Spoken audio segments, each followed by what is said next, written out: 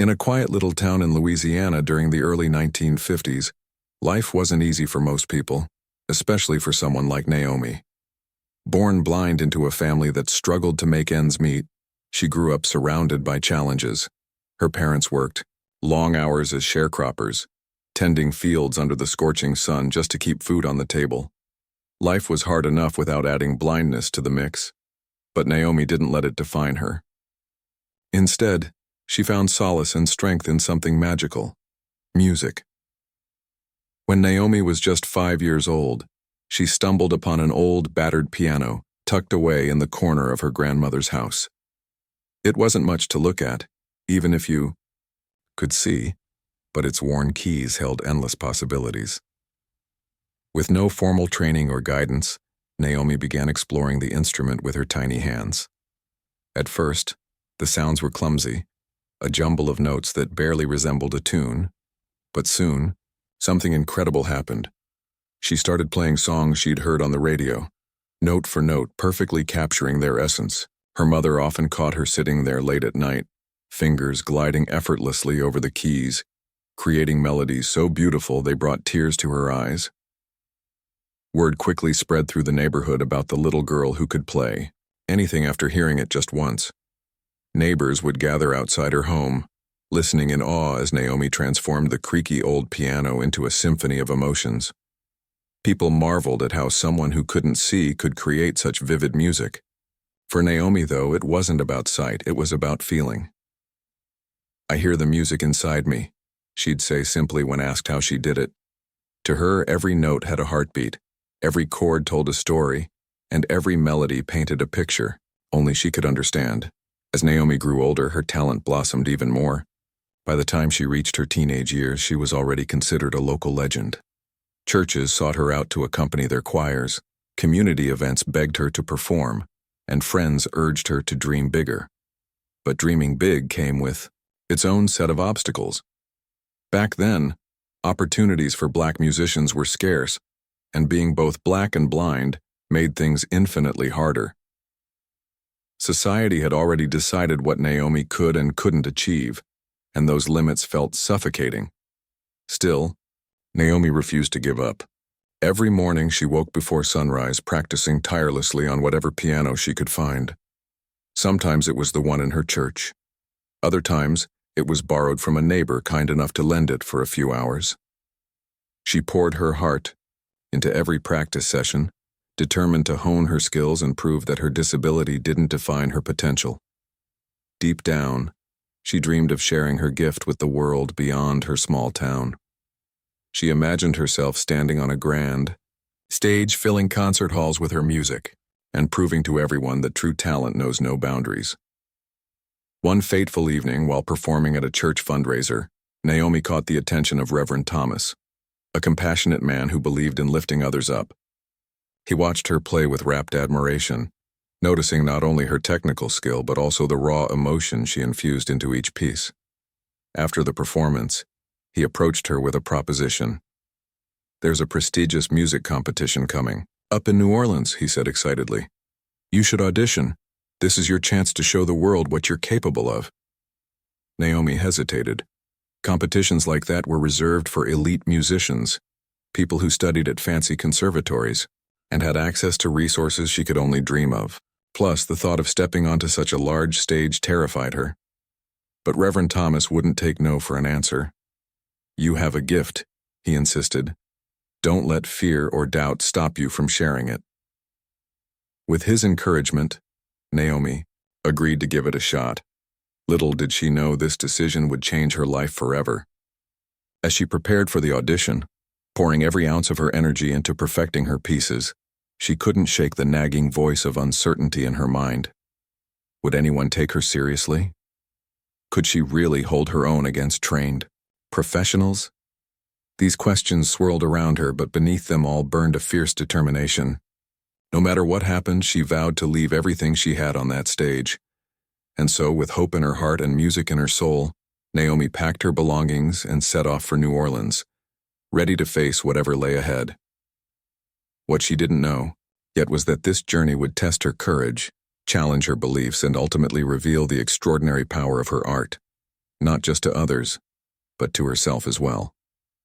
The day of the audition arrived, and Naomi stood outside the grand hall of the New Orleans Conservatory, her heart pounding like a drum. The building loomed before her, its towering columns and polished doors exuding an air of prestige that made her feel small and out of place. She clutched her cane tightly, using it to guide her steps as she navigated the crowded entrance.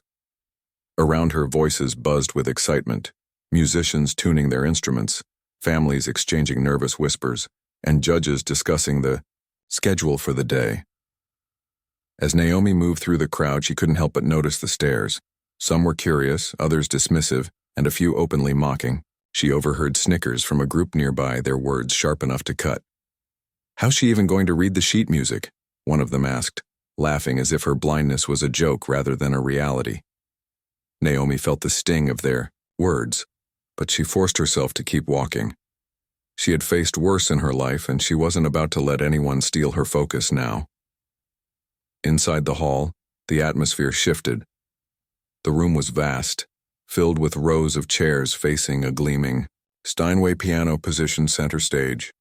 Judges sat at a long table near the front, their faces stern and unreadable. Among them was Charles Harrington, the famous pianist whose name carried weight in the classical music world. Known for his technical brilliance and biting critiques, he was both admired and feared by aspiring musicians. Naomi didn't know much about him beyond his reputation, but something about his presence commanded attention. Even without seeing him, she could sense the authority he carried.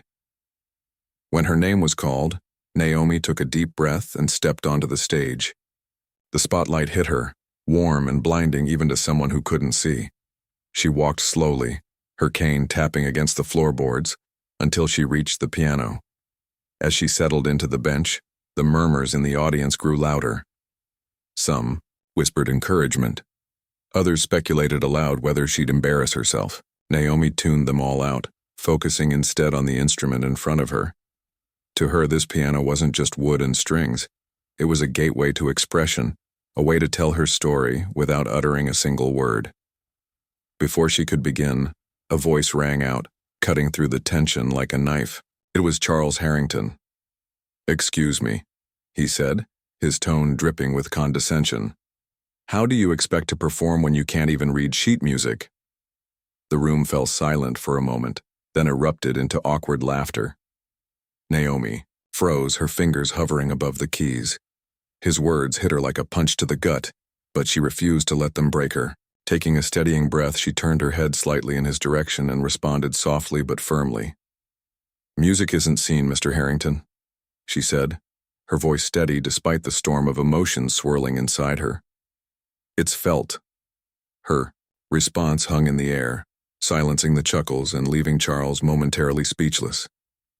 For a brief second, there was nothing but stillness in the room. Then, without another word, Naomi placed her hands on the keyboard and began to play. The first notes flowed effortlessly, delicate and haunting, drawing everyone in. She had chosen Chopin's Nocturne in E-flat major, a piece known for its emotional depth and complexity. As her fingers danced across the keys, the melody unfolded like a story, each note painting a vivid picture of longing, beauty, and resilience. The audience was spellbound. Even those who had doubted her earlier found themselves leaning forward in their seats, captivated by the sheer artistry pouring out of the piano. Charles Harrington sat rigid in his chair, his expression unreadable. At first he seemed skeptical, perhaps expecting her performance to falter under scrutiny. But as the minutes ticked by, his skepticism gave way to astonishment. He had judged her based on appearances, assuming her blindness meant she lacked the skill or discipline required for such a demanding piece. Yet here she was, proving him wrong in the most profound way possible. By the time Naomi played the final note, the room was utterly silent. For a moment, no one moved or spoke. Then, as if waking from a trance, the audience erupted into applause. People clapped and cheered, some rising to their feet in admiration. Tears streamed down cheeks, and strangers exchanged glances of disbelief. No one could deny the power of what they had just witnessed. But while the audience celebrated Naomi's triumph. Charles remained seated, his face pale and his hands clenched tightly in his lap. He hadn't expected this. In fact, he hadn't prepared for any of it. For years, he had prided himself on being a master of his craft, someone who demanded perfection not only from himself but from others. Yet here was this young woman, a blind black girl from a tiny town, delivering a performance so raw and authentic that it left him questioning everything he thought he knew about music. Unable to process his feelings, Charles muttered something, dismissive under his breath.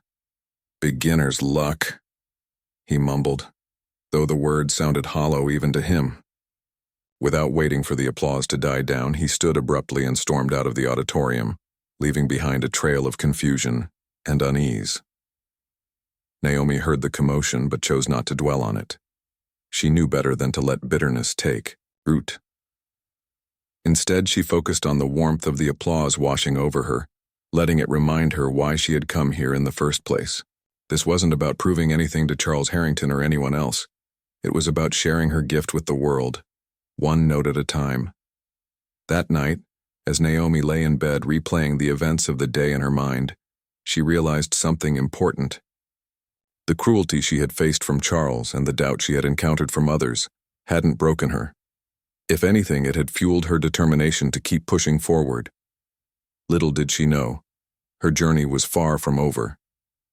The ripples of her performance would soon spread far beyond the walls of that conservatory, inspiring people in ways she couldn't yet imagine. And somewhere deep inside her, Naomi felt a spark of hope ignite. Maybe, just maybe, this was only the beginning. The days following Naomi's performance at the conservatory were a whirlwind of emotions. While many celebrated her breathtaking rendition of Chopin's Nocturne in E-flat major, others weren't so quick to embrace her talent. Some critics questioned whether her success was genuine or just a fleeting moment fueled by sympathy. They argued that her blindness somehow overshadowed her skill, dismissing her achievement as more of a novelty than a testament to true artistry. These comments stung, but Naomi refused to let them define her journey. Instead, she channeled her energy into proving that her music was far more than a one-time spectacle. It was a reflection of years of dedication and passion. Back home in Louisiana, life didn't magically change overnight. The same struggles Naomi had faced before the competition were still there, waiting for her when she returned. But something inside her had shifted. That night on stage, under the bright lights and amidst the doubt, she had discovered a strength she hadn't fully realized before. It wasn't just about playing beautifully. It was about standing tall despite the odds and letting her music speak louder than words ever could. With this newfound resolve, Naomi decided to take her gift to places where it was needed most: small towns, churches, community centers, and schools across the South. Traveling wasn't easy, especially for someone like Naomi. The roads were long, bumpy, and often dangerous, especially for a black woman navigating Jim Crow America. She relied on friends, family, and kind strangers to help her get from place to place. Sometimes she slept on creaky beds in modest homes because hotels wouldn't welcome her. Other times she performed in spaces with broken pianos or no proper seating for the audience, but none of that mattered to her. What mattered was connecting with people through her music, showing them that beauty and hope could exist even in the toughest circumstances. At each stop, Naomi's performances left an indelible mark. In a tiny church nestled deep in Mississippi, an elderly woman approached her after the show, tears streaming down her face. "Your music reminded me of my mother," she said softly, clutching Naomi's hand. "She used to sing songs like that when I was a child." At a community center in Alabama, a young boy lingered backstage, nervously asking if he could touch the piano keys. Naomi smiled warmly and invited him to sit beside her, teaching him a simple melody. By the end of their impromptu lesson, his eyes sparkled with excitement, and he promised her he'd practice every day. These moments reaffirmed Naomi's belief that music wasn't just for concert halls or elite audiences, it belonged to everyone. Whether she was playing for a packed crowd or a handful of listeners, her goal remained the same: to touch hearts and inspire change. Her determination began to attract attention beyond local circles. Word of her extraordinary talent spread like wildfire, reaching people who might never have crossed paths with her otherwise. One such person was a radio host in Chicago named Mr. Anderson. He had heard snippets of Naomi's story while tuning into regional broadcasts and decided to invite her to perform live on his popular morning show. When the letter arrived at Naomi's doorstep, she read it over and over again, hardly believing what it said. A national platform? An opportunity to share her music with millions of listeners? It felt almost too good to be true. But Naomi knew better than to let fear hold her back. This was her chance to reach even more people, to break down barriers, and show the world what she was truly capable of. Preparing for the radio performance was both thrilling and nerve-wracking. Naomi practiced tirelessly, choosing pieces that would resonate deeply with listeners. She wanted her set list to reflect not only her technical skill, but also the emotions she poured into every note. Reverend Thomas, who had encouraged her to audition for the competition in New Orleans, helped her rehearse and offered words of wisdom whenever doubt crept in. "Remember," he told her gently, "you're not just playing for ears, you're playing for souls." The morning of the broadcast arrived, and Naomi found herself seated at a sleek grand piano in the studio, surrounded by microphones and equipment she couldn't see. Despite the unfamiliar setting, she felt a strange sense of calm. The host introduced her warmly, sharing snippets of her story with the audience before handing the spotlight over to her. As her fingers touched the keys, the room fell silent, save for the rich, soulful notes filling the air. When the final chord faded, there was a moment of stillness, a collective breath held by thousands of listeners across the country. Then came the flood of calls and letters pouring into the station. People wrote to say how her music had moved them, healed them, or reminded them of loved ones they'd lost. One listener described her performance as a balm for the soul, while another confessed they'd been skeptical at first, but ended up crying tears of joy. Among the responses was a letter that caught Naomi completely off guard. It was from Charles Harrington himself. Naomi held the envelope in trembling hands, unsure of what to expect. Opening it, she found a handwritten note filled with humility and regret. Charles admitted that her performance in New Orleans had haunted him ever since. "I spent my career chasing perfection," he wrote, "but your music reminded me of what I'd forgotten. The soul of art lies not in precision but in passion." He went on to express admiration for her resilience and courage, ending with an invitation to join him for a duet at Carnegie Hall. Reading the letter, Naomi felt a mix of emotions: surprise, anger, and eventually a flicker of compassion. Could she forgive the man who had mocked her so cruelly? The question weighed heavily on her mind.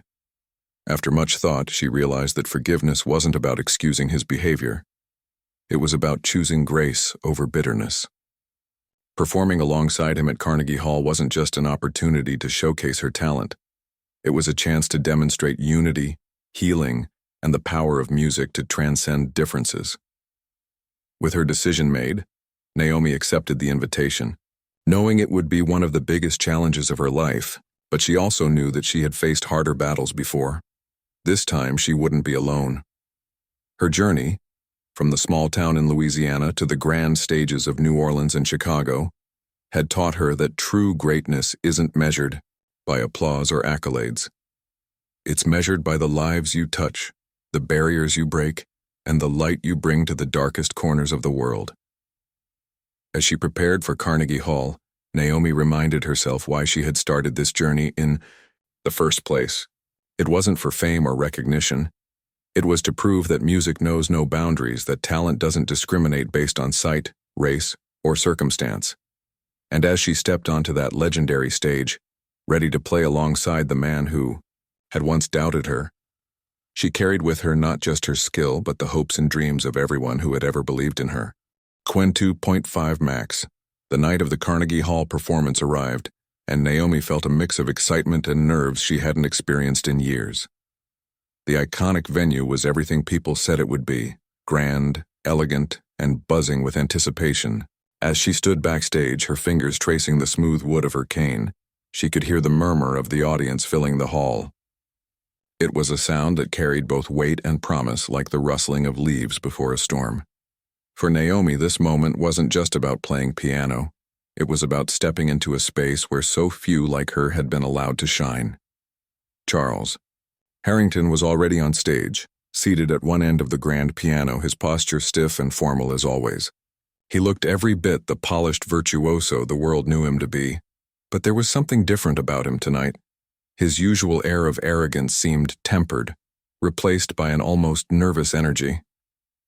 When Naomi entered the stage, guided gently by a stagehand, the audience erupted into applause. She paused for a moment, letting the sound wash over her, then made her way to the piano bench opposite Charles. As they sat facing each other across the gleaming keyboard, there was an unspoken tension between them. This wasn't just two musicians sharing a stage. It was a collision of worlds, of past wounds and newfound respect. Naomi took a deep breath, centering herself. She reminded herself why she was here. Not to settle scores or prove a point, but to create something beautiful that transcended their differences. Music, after all, had always been her bridge to others, and tonight, it would serve as a bridge between her and Charles, too. The first piece they played together was Rachmaninoff's Piano Concerto No. 2, a masterpiece known for its sweeping melodies and emotional depth.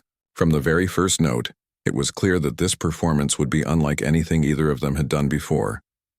Charles began, his playing precise and commanding, each note ringing out with crystal clarity. Then, Naomi joined in, her touch, softer yet equally powerful, weaving her own voice into the tapestry of sound. Their styles couldn't have been more different, his technical brilliance contrasting with her raw emotion, but somehow they complemented each other perfectly. As the music unfolded, the audience was spellbound. There were moments when Charles's rapid-fire runs dazzled the ears, followed by passages where Naomi's tender phrasing brought tears to the eyes. Together, they created a dialogue without words, trading phrases back and forth like old friends finishing each other's sentences. By the time they reached the final crescendo, the entire hall seemed to hold its breath. When the last chord faded into silence, there was a beat of stillness, a collective pause as if everyone needed a moment to process what they had just witnessed. And then, the applause came. It started slowly, hesitant almost, as if the audience couldn't believe what they'd seen. But soon it grew louder and more fervent until the entire hall was on its feet, cheering and clapping wildly. Naomi sat quietly, feeling the vibrations of the applause through the floor beneath her feet. It wasn't just admiration she sensed, it was awe, gratitude, and maybe even a little hope. Hope that moments like this could remind people of what truly mattered: connection, understanding, and the ability to rise above prejudice and pain. Charles rose from his seat, visibly moved. He extended a hand to Naomi, helping her stand. For a brief second, their eyes met. Or rather, his gaze met. Hers, though she couldn't see it, and in that moment something shifted. Whatever walls had stood between them crumbled, replaced by mutual respect and admiration. "You've taught me more than I ever expected to learn," he said softly, his voice carrying just enough for those nearby to hear. Naomi smiled faintly, nodding in acknowledgement. Words weren't necessary. The music had said it all. After the concert, the press went wild. Headlines declared the duet a triumph, calling it a lesson in reconciliation and proof that art can heal divides. Interviews poured in, and Naomi found herself fielding questions not only about her music, but also about her journey and how she had overcome so many obstacles. She answered honestly, speaking from the heart about the challenges she faced growing up blind and black in a world that often dismissed her. Her story resonated deeply, inspiring countless people who saw themselves in her struggles and victories. But beyond the media attention and accolades, the real impact of that night was felt in quieter, more personal ways. A young girl with a visual impairment wrote to Naomi, saying she now dreamed of becoming a musician because of her example. A teacher in a rural town shared how he played recordings of the Carnegie Hall performance for his students, using it as a lesson in perseverance and teamwork. Even Charles himself underwent a transformation. After years of focusing solely on technical perfection, he began to embrace the emotional side of music, encouraging his students to do the same. For Naomi, the experience reinforced her belief in the power of music to bring people together. She realized that while her blindness might have set her apart in some ways, it had also given her a unique perspective, one that allowed her to connect with audiences on a deeper level. Her lack of sight had forced her to rely on her other senses, sharpening her ability to feel the music in ways many sighted musicians never could. And perhaps most importantly, it had taught her resilience, the kind that comes from knowing you're capable of far more than anyone expects of you. In the weeks and months that followed, Naomi continued to perform, traveling to cities and towns across the country. Each concert was a reminder of how far she'd come and how much farther she still wanted to go. She didn't shy away from difficult venues or skeptical crowds. Instead, she embraced them, seeing every challenge as an opportunity to grow. Along the way, she stayed true to her roots, always making time to visit schools and community centers, sharing her love of music with anyone willing to listen. Her partnership with Charles evolved into a genuine friendship, one built on mutual respect and a shared passion for their craft. They performed together several more times, each collaboration bringing them closer as artists and as human beings. Charles became an advocate for diversity in classical music, using his influence to open doors for underrepresented musicians. He often credited Naomi with changing his outlook on life, saying, "She reminded me that music isn't just notes on a page, it's a reflection of the soul." Looking back on that pivotal night at Carnegie Hall, Naomi knew it had been more than just a performance. It had been a turning point not only for her career but for her sense of purpose. She had walked onto that stage carrying the weight of doubt and criticism, but she left with something far greater. Proof that talent, determination, and grace could break down even the strongest barriers. And as she sat at her piano, fingers poised over the keys preparing for her next show, she felt a quiet confidence. The road ahead wouldn't always be easy, but she was ready. Because no matter what challenges lay in her path, she knew one thing for certain: her music would light the way. The aftermath of the Carnegie Hall performance marked a new chapter in Naomi's life, one filled with opportunities she had once only dreamed of. The spotlight that followed her wasn't just about fame, it was about representation. Naomi became a symbol of resilience and hope for countless people who felt unseen or unheard. Her story spread far and wide, reaching communities that rarely saw themselves reflected in classical music or any high-profile artistic field. She didn't set out to be an icon, but her journey made her one nonetheless. Performing at Carnegie Hall opened doors Naomi hadn't even known existed. Invitations poured in from orchestras, festivals, and universities eager to feature her work. Some asked her to give masterclasses, others wanted her to headline their events. At first, the sheer volume of requests overwhelmed her. How could she possibly meet all these demands while staying true to herself? But Naomi quickly realized something important. Every invitation was an opportunity to share not just her music, but her message. Each stage was a platform to remind people that barriers, whether physical, societal, or self-imposed, could be broken with enough determination and heart. One of the most meaningful moments came when a small town school reached out to her. They explained that their students rarely had access to live performances, let alone ones by world-class musicians. Many of the kids came from low-income families, and some faced challenges similar to those Naomi had encountered growing up. When she arrived, the auditorium was packed not just with students but with parents, teachers, and community members. The energy in the room was electric, though tinged with curiosity. For many, it was their first time hearing classical music performed live. Naomi began her set with a piece she often played during her early years, a simple yet moving melody that resonated deeply with anyone who listened. As the notes filled the space, she could feel the audience leaning in, captivated. Afterward, she took questions from the crowd. One shy girl raised her hand hesitantly and asked, "How do you know where your hands go on the keys if you can't see them?" Naomi smiled warmly before responding. "I don't need to see the keys," she said. "I feel my way through the music. It's like speaking a language you already know by heart."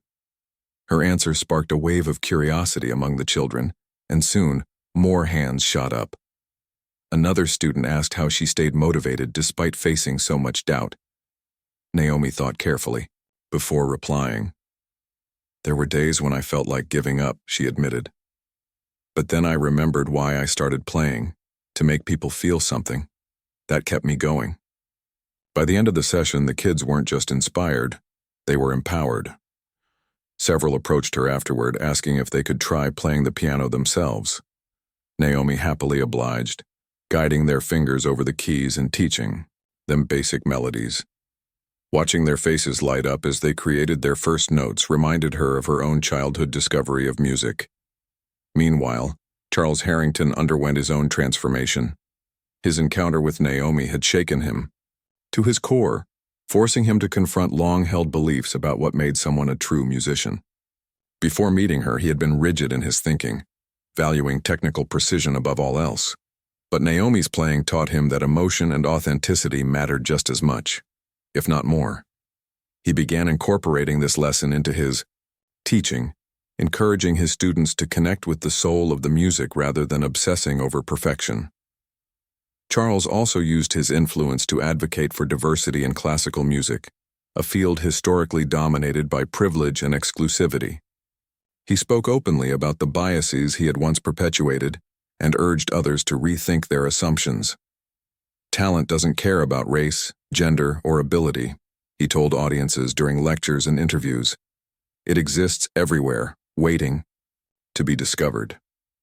To back his words, he actively sought out young musicians from underrepresented backgrounds, connecting them with scholarships, mentorships, and performance opportunities. Though some critics accused him of trying to redeem himself, Charles didn't mind. What mattered to him was making amends, not just to Naomi, but to everyone he had dismissed or underestimated in the past. As Naomi and Charles continued to collaborate, their friendship deepened. They weren't just colleagues. They became confidants, sharing stories, advice, and laughter. During rehearsals, they pushed each other to grow, challenging one another to explore new styles and techniques. Offstage, they talked about everything from their childhoods to their dreams for the future. Naomi learned that beneath Charles's polished exterior lay a man grappling with insecurities and regrets, much like anyone else. And Charles discovered that Naomi's strength wasn't just in her talent, it was in her ability to forgive and inspire without judgment. Their partnership extended beyond performances. Together, they launched a foundation aimed at providing resources and support to aspiring musicians from marginalized communities. The initiative included free workshops, instrument donations, and funding for travel expenses to auditions and competitions. Naomi took charge of designing programs tailored to visually impaired musicians, ensuring they had access to adaptive tools and training methods. Charles focused on building partnerships with conservatories and symphonies, urging them to diversify their rosters and programming. Their combined efforts created ripples of change throughout the industry, slowly but surely breaking down walls that had stood for generations. Despite her growing success, Naomi never lost sight of where she came from. She returned frequently to her hometown, performing benefit concerts to raise money for local schools and charities. These shows were intimate affairs, held in churches or community centers, with neighbors packing the seats and singing along to familiar tunes. Naomi loved these moments because they reminded her of why she started playing in the first place, not for accolades, but to bring joy to those around her. Her mother often attended these performances, sitting quietly in the front row with tears in her eyes. "You've always had greatness inside you," she'd whisper afterward, pulling Naomi into a tight hug. Yet even as Naomi achieved milestones she once thought impossible, she remained humble. Fame didn't change her. If anything, it grounded her further. She understood that her platform came with responsibility, to uplift others, to challenge stereotypes, and to show the world that art has no boundaries. Every note she played carried this mission, whether she was performing for thousands in a concert hall or teaching a child how to find middle C. By this point in her journey, Naomi had proven herself not just as a musician, but as a force for good. Her story was no longer just hers. It belonged to everyone who had ever dared to dream bigger than society allowed. Through her persistence and passion, she showed that greatness isn't defined by accolades or applause. It's measured by the lives you touch and the barriers you break along the way. And as she prepared for her next adventure, whatever it might be, Naomi knew one thing for certain. The best was yet to come. As the years rolled on, Naomi's legacy continued to grow in ways she could never have imagined. Her journey from a small town in Louisiana to the grand stages of Carnegie Hall and beyond had become a beacon of hope for countless people around the world. But what truly defined her wasn't the awards or standing ovations. It was the lives she touched along the way. Every note she played carried a piece of her soul, leaving an indelible mark on those who heard it. One of the most profound impacts of Naomi's work was how it inspired young musicians, especially those who faced obstacles similar to hers. She often received letters from aspiring artists, some blind, some from marginalized communities, and others simply struggling to find their place in a competitive world. One letter in particular stood out. It was from a teenage boy who wrote, "I've always loved music, but I never thought someone like me could succeed. Hearing your story made me believe that maybe I can." Enclosed with the letter was a cassette tape containing his own composition, a simple yet heartfelt melody. Naomi listened to it repeatedly, moved by its sincerity. She responded with words of encouragement, urging him to keep practicing and promising to share his tape with Charles, who might be able to guide him further. That boy went on to study at a prestigious conservatory, crediting Naomi as the reason he pursued his dream. Naomi also became a vocal advocate for accessibility in the arts.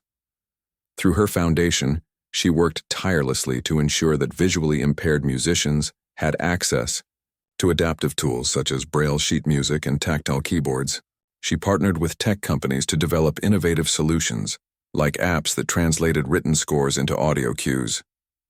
These efforts not only helped musicians but also paved the way for greater inclusivity in other fields. People began to see disability not as a limitation, but as a unique perspective that could enrich creativity. Her influence extended far beyond classical music. Naomi's story resonated with audiences across genres, inspiring collaborations with jazz ensembles, gospel choirs, and even pop artists. One unforgettable project involved working with a group of street performers in New Orleans.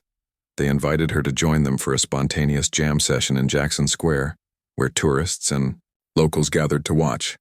The blend of her classical training with their raw improvisational style created something magical, a fusion of cultures, sounds, and emotions that left everyone cheering for more. Naomi laughed as she played, feeling the rhythm pulse through her body. For her, moments like these were reminders that music transcended boundaries, uniting people in ways words alone couldn't. Charles Harrington, too, underwent a remarkable evolution. Once known for his rigid perfectionism, he emerged as one of the strongest voices advocating for diversity and inclusion in classical music. He traveled the globe, giving lectures and workshops aimed at breaking down systemic barriers. At each stop, he shared Naomi's story, emphasizing how her artistry had challenged his preconceptions and transformed his approach to teaching. "She taught me that music is more than notes," he would say. "It's about connection, empathy, and humanity."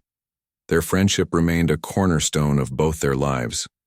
Even as their careers took them in different directions, they stayed in close contact, exchanging ideas and supporting each other's projects. On special occasions, they reunited for performances, drawing massive crowds eager to witness their chemistry on stage. Their duets became legendary, celebrated not just for their technical brilliance but for the underlying message of unity they conveyed. Audiences left these concerts feeling inspired, as if they'd witnessed something larger than life. Despite her global fame, Naomi remained deeply connected to her roots. She returned to her hometown regularly, hosting annual benefit concerts to support local schools and charities. These events brought the entire community together, filling the air with laughter, singing, and dancing. Children ran barefoot through the grass, while elders sat in folding chairs, clapping along to familiar hymns. Naomi always saved time after the show to mingle with attendees, hugging old friends and meeting new faces. To her, these gatherings were sacred, They reminded her of where she came from and why she kept pushing forward. In her later years, Naomi slowed down slightly, focusing more on mentoring the next generation of musicians. She opened a small studio near her home, offering free lessons to anyone interested in learning. Her teaching style was warm and patient, emphasizing creativity over correctness. "Don't worry about making mistakes," she'd tell her students. "Mistakes are part of the process.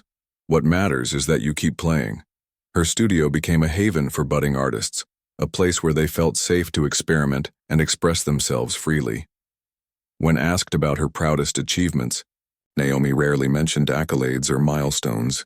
Instead, she spoke of the quiet victories: the child who finally mastered a difficult piece, the elderly woman who rediscovered her love for singing, the skeptical critic who walked away, moved to tears. "Music isn't about me," she'd say. "It's about what it does for others. If my playing can bring comfort, joy, or hope to even one person, then I've done my job." As Naomi grew older, her health began to decline, but her spirit remained unshaken. She continued performing as long as her body allowed, determined to leave every ounce of herself on the stage. Her final concert, held outdoors under a canopy of stars, drew thousands of fans from all walks of life. As she played her last piece, a tender lullaby she had composed as a teenager, the crowd fell silent, holding their breath. When the final note faded, there was a moment of stillness, followed by thunderous applause. Naomi stood slowly, bowing deeply, her eyes glistening with gratitude. Afterward, she addressed the audience, her voice steady despite the weight of emotion.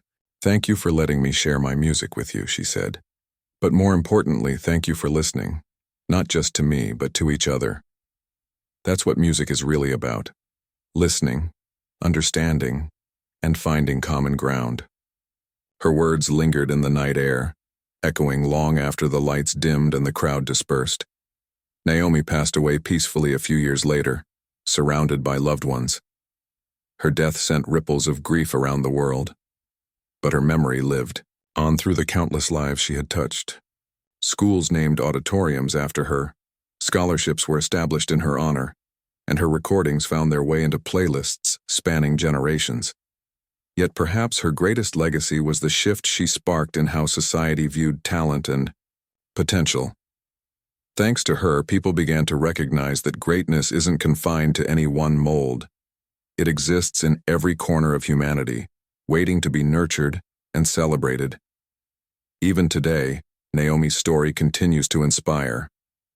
Young musicians cite her as a role model, teachers use her example to encourage perseverance, and activists point to her advocacy as proof that change is possible. Her music, imbued with emotion and resilience, remains timeless, a testament to the power of art to heal, unite, and transform.